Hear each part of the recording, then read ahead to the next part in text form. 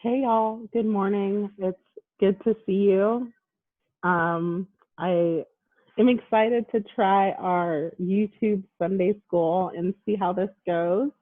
So yeah, let us begin. So I have a question. Have you ever missed a part of a story? Maybe you were reading a new book for the first time and the last page is missing, or you're watching a movie and maybe your laptop or your iPad dies. What does that feel like? I'm sure not too great, especially if it's a really great story and you're so much paying attention to it and you can't wait to hear what happens next, and then poof, it's gone. One of my favorite stories um, ever is The Very Hungry Caterpillar by Eric Carle. And I remember I was reading this book one time and the last two pages were gone. Let me show you what happened. Um, Let me share my screen.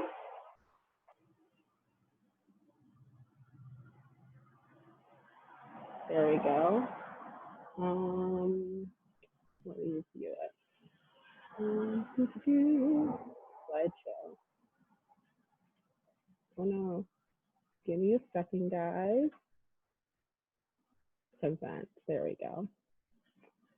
And so I was on the last page, or the last couple of pages of this story, and it read, "He built a small house called a cocoon around himself.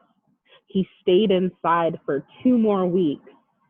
Then he nibbled a hole inside the cocoon, pushed his way out, and that was it. My story ended there because the last couple of pages were missing.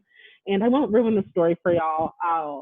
Um, if you have never read The Very Hungry Caterpillar, I encourage you to ask one of your adults to help you check it out from your local library. But that's where the story ended for me.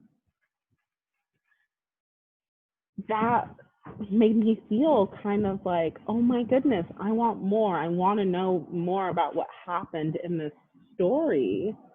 And so I have a couple of questions for you. Does your family share stories with each other? What kind of stories do y'all share? Are they funny stories? Are they serious stories? Are they hard stories that are kind of difficult to listen to? How do you hear these stories? Do y'all tell stories at the dinner table? Maybe before bed, when you're all cuddled up in your pajamas and almost ready to fall asleep, but you just need that one more story. I know my family shares a lot of stories in our family group chat. We all live in different parts of the country, so it's the easiest and the fastest way to hear stories, share stories. It's nice to open my phone and see a message full of what my sister's doing in DC or what my mom is doing in Texas. Okay, one more question.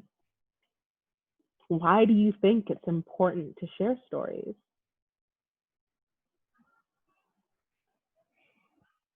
Our Bible passage this morning, oh, here are the stories. I forgot I put them there.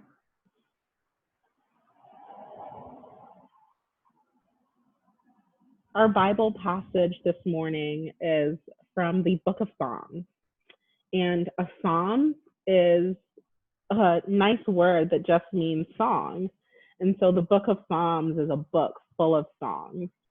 And we call someone who writes a psalm a psalmist. Our psalm this morning comes from Psalm 78, and it's verses 1 through 4. Give ear, O my people, to my teaching.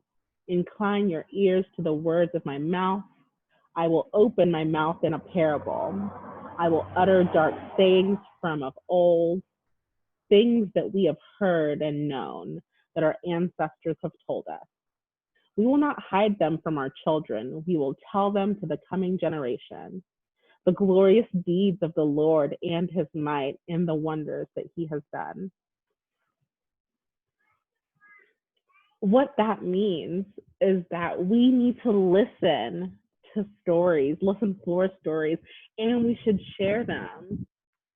So, friends, never be scared to hear stories. Lots of times, over and over again, so many times the stories that we share are wonderful and they tell us all about the good things that God has done for us and for our families and for our ancestors that came before us. Since the beginning of time, people have always told and shared stories. So we have to keep doing it also. Since imagine one day in the future, you're going to tell stories. You're going to tell stories to maybe your children, to your friends, to your families. Maybe you'll tell them stories about what it was like to live through a pandemic. Tell them of some of the different things that you did, how school changed, what you did at home with your families and your friends, wearing masks all the time. What stories are you going to share? Okay, that's all I've got for now. Thanks for testing this out with me. Let's close with a word of prayer. Dear God, thank you for being so faithful to us. Thank you for always being with us in easy and in fun times, but also in hard times. Help us to share stories that remind us of your faithfulness too. Amen. Okay, thanks for joining me. I look forward to learning with you all next week on Zoom. Have a great rest of your Sunday and blessings.